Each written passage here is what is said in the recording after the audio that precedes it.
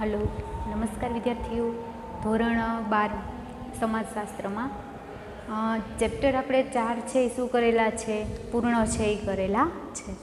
તો ચેપ્ટર 4 છે આપણે જોયું હતું સ્ત્રી સશક્તિકરણ, બરાબર, કે જેમાં સ્ત્રી સશક્તિકરણ માટે ગવર્મેન્ટે કેવા કાયદાઓ, કેવા કાર્યક્રમો છે એ યોજનાઓ, આ બધું છે એના વિશે આપણે જોયું.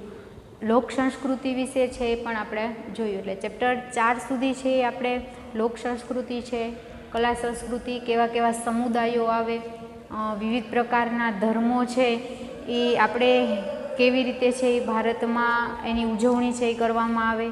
અને ત્યારબાદ આપણે છે એ લાસ્ટ લેક્ચરમાં ચેપ્ટર નંબર 4માં છેલ્લે જોયું હતું કે સ્ત્રી સુરક્ષાઓ કાયદાઓ છે અને સ્ત્રી આરોગ્યલક્ષી કાયદાઓ છે.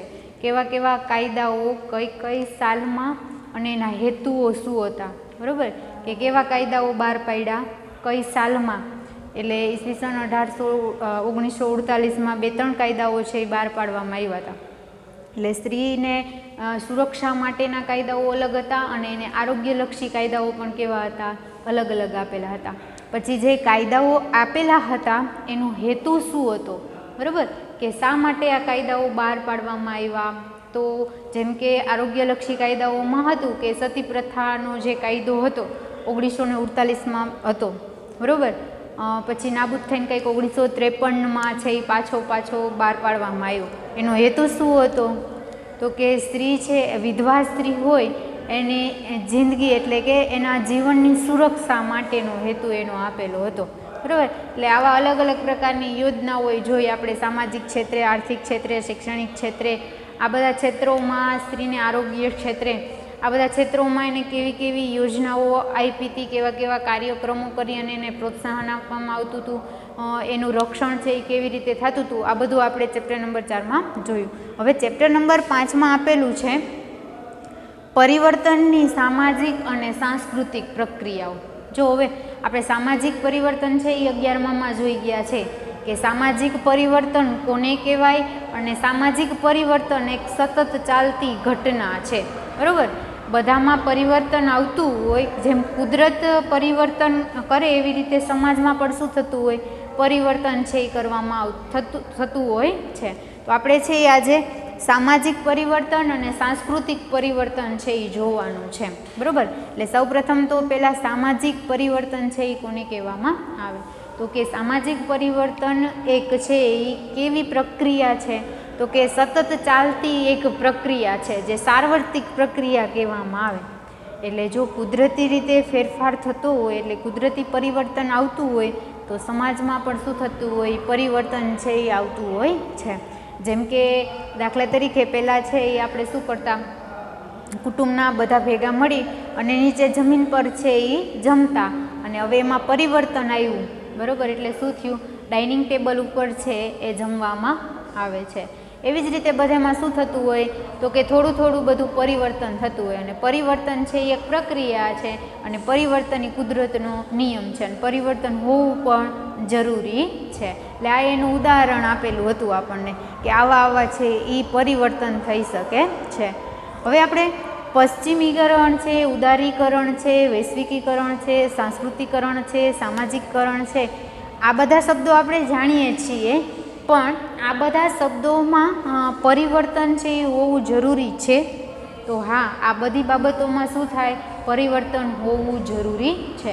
તો આમ તો આપણે છે ને એ પરિવર્તનની વ્યાખ્યા, અર્થ અને લક્ષણો, આ બધું 11માં આપણે આખું ચેપ્ટર જ આવે સામાજિક પરિવર્તનો, બરાબર. તો આપણે સામાજિક પરિવર્તનો આમ તો જોઈ ગયા છીએ, પણ આજે આપણે એનો અર્થ છે, કોના મત પ્રમાણે કેવી વ્યાખ્યા આપેલી છે અને એના કયા લક્ષણો છે એ આપણે છે એ જોવાનો છે. તો સૌપ્રથમ તો સામાજિક પરિવર્તનનો અર્થ આપેલો છે. અર્થ છે એમાં તમે ઘણું બધું છે એ લખી શકો છો. એટલે જોઈએ એમાં સામાજિક પરિવર્તનનો અર્થ આપ્યો. શું કહે તો કે સામાજિક પરિવર્તન એક શું છે, સાર્વત્રિક ઘટના, એટલે કે સતત ચાલતી પ્રક્રિયા. એટલે સામાજિક પરિવર્તન એક ઘટના છે જે શું થાય, સતત ચાલતી રહે. હવે આના કારણે શું થાય તો કે સામાજિક રચનાતંત્રમાં શું થાય, ફેરફાર.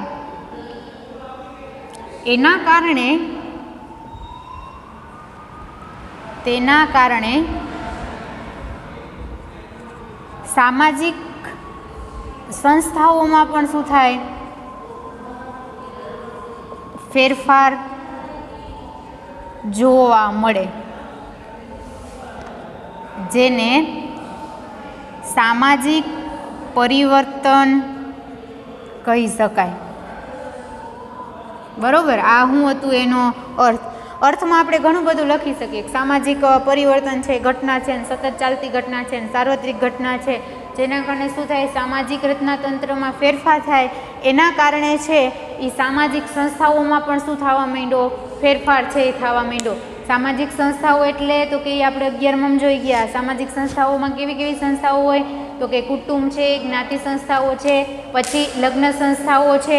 આ બધી સંસ્થાઓનો કેમાં સમાવેશ થાય, સામાજિક સંસ્થાઓમાં સમાવેશ છે એ કરવામાં આવતો હતો. તો આ સામાજિક સંસ્થાઓમાં પણ ફેરફાર જોવા મળે, જેને આપણે શું કહી શકીએ, સામાજિક પરિવર્તન છે એ કહી શકીએ છીએ. આ એનો શું આપ્યો તો અર્થ. હવે એની વ્યાખ્યા આપણે જોઈએ કે સામાજિક પરિવર્તનની વ્યાખ્યા બધા સમાજશાસ્ત્રીઓના મત પ્રમાણે શું આપેલું હોય, અલગ અલગ આપેલું હોય. તો આપણે અહીંયા વ્યાખ્યા આપેલી છે, કોના મત પ્રમાણે વ્યાખ્યા આપી છે, ડેવિસના મત પ્રમાણે. જો મેકઆઈવર અને પેરિસ ને ડેવિસ ને આ 4-5 જેવા સમાજશાસ્ત્રીઓ છે કે જે બધાની શું આપે, વ્યાખ્યા છે એ આપેલી હોય છે. એટલે ડેવિસના મત પ્રમાણે સામાજિક પરિવર્તન એટલે શું, તો કે સામાજિક પરિવર્તન એટલે સમાજના રચનાતંત્ર અને કાર્યોમાં થતા ફેરફારને શું કહેવાય, સામાજિક પરિવર્તન કહેવાય છે. બરાબર, આ કોણ કહે છે, ડેવિસના મત પ્રમાણે એની વ્યાખ્યા આપેલી છે. 11માં આખું ચેપ્ટર જ આપણે આપેલું છે, સામાજિક પરિવર્તન કોને કહેવાય. બરાબર, એટલે એ આપણે સમજી ગયા. દાખલા તરીકે ઉદાહરણ આપવું હોય તો કે સંયુક્ત કુટુંબમાંથી શું વિભક્ત કુટુંબ છે એ પડેલું છે. સંયુક્ત કુટુંબમાંથી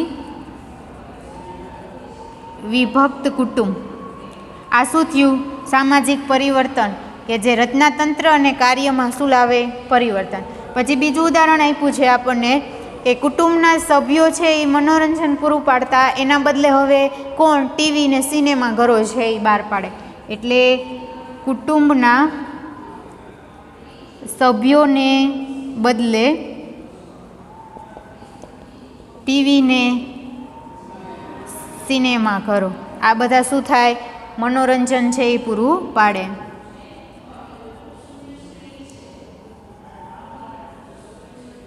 આ શું હતું, એની વ્યાખ્યા છે એ આપેલી હતી. કોના મત પ્રમાણે, ડેવિસના મત પ્રમાણે છે એ આપણે એની વ્યાખ્યા જોઈ.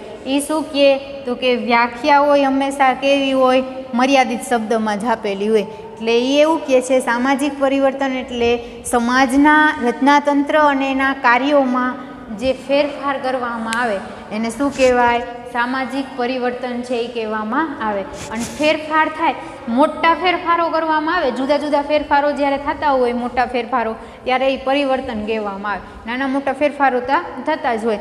દાખલા તરીકે એની વ્યાખ્યાના આધારે ઉદાહરણ આપ્યા છે તો કહે છે સંયુક્ત કુટુંબમાંથી વિભક્ત કુટુંબમાં છે એ ફેરફાર થાય, એ શું થયું, સામાજિક પરિવર્તન. અને કુટુંબના સભ્યો છે એ પહેલાં મનોરંજન છે એ પૂરું પાડતા, એના બદલે હવે કોણ, ટીવી અને સિનેમા છે એ મનોરંજન પૂરું પાડે છે. એટલે આ એનો અર્થ અને વ્યાખ્યા છે એ આપણે જોઈ કે સામાજિક પરિવર્તન છે એ કેવી ઘટના છે અને કેવી રીતે એનું પરિવર્તન છે એ કરવામાં આવે. હવે ત્યારબાદ આપણે સામાજિક પરિવર્તનના છે એ લક્ષણો છે એ આપેલા છે.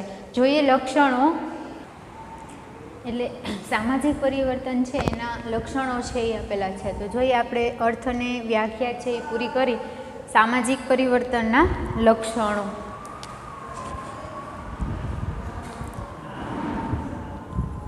સામાજિક પરિવર્તનના આમ તો જે વ્યાખ્યા અને અર્થપસ્થિત છે એ બધા લક્ષણો છે એનું તારણ છે એ કાઢવામાં આવે, બરાબર. મેકઆઈવર, પેજ ને ડેવિડ ને આ બધી વ્યાખ્યા અને અર્થ જે આપેલો હોય એના ઉપરથી છે એ બધા લક્ષણો છે એ તારણ કાઢવામાં આવે. તો પહેલું લક્ષણ આપેલું છે શું? તો કે સામાજિક પરિવર્તન એક શું છે? પ્રક્રિયા છે, બરાબર. આ એક એનું લક્ષણ પહેલું છે. શું છે? તો કે સામાજિક પરિવર્તન એક પ્રકારની શું છે? પ્રક્રિયા છે. કેવી? તો કે જે સતત ચાલતી પ્રક્રિયા છે અને એમાં શું આવે? પરિવર્તન છે એ આવતું હોય. એટલે એનું શું થયું?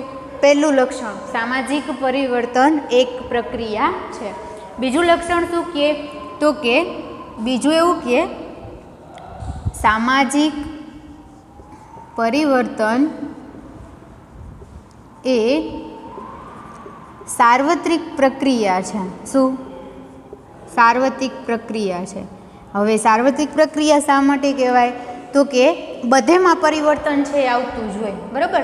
સર્વમાં, જેમ કીધું એમ કે આગળ રચનાતંત્રમાં ફેરફાર થાય, કાર્યમાં ફેરફાર હોય, તો એના કારણે છે સામાજિક સંસ્થાઓમાં ફેરફાર થતો હોય.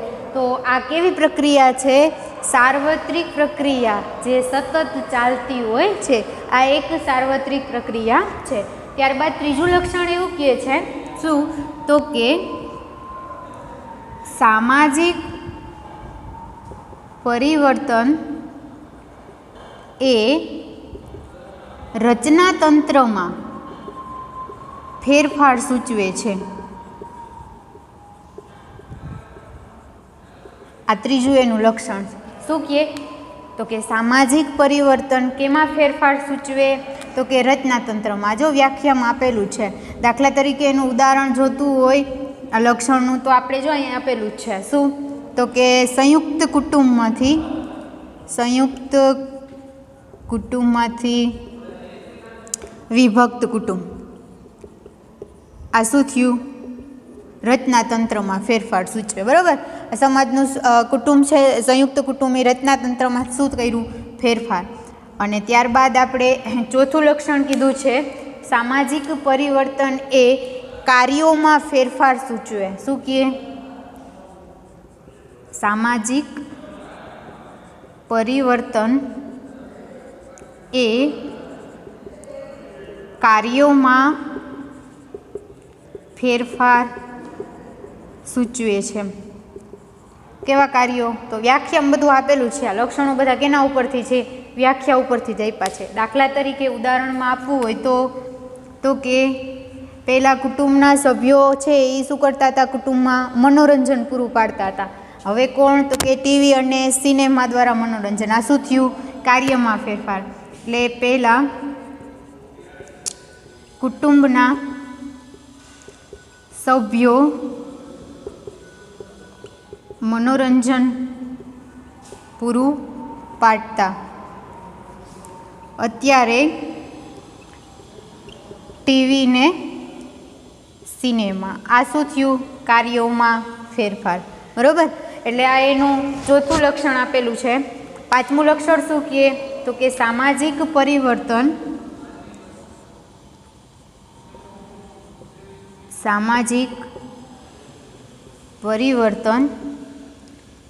એ આયોજિત પ્રક્રિયા છે. કેવી છે? આયોજિત પ્રક્રિયા. કે જે આયોજન પ્રમાણે આખું કરેલું હોય એવી પ્રક્રિયા છે એ સામાજિક પરિવર્તન કહેવામાં આવે છે. એટલે આ પાંચ એના શું આપેલા હતા? આપણને લક્ષણો છે એ આપેલા છે. શું? સામાજિક પરિવર્તન શું છે? એક પ્રક્રિયા છે. એ આપણે ખબર જ છે. સતત શું થતું હોય? બદલાતું રહેતું હોય. ત્યારબાદ સામાજિક પરિવર્તનની કેવી પ્રક્રિયા છે? તો કે સાર્વત્રિક પ્રક્રિયા છે. બરાબર.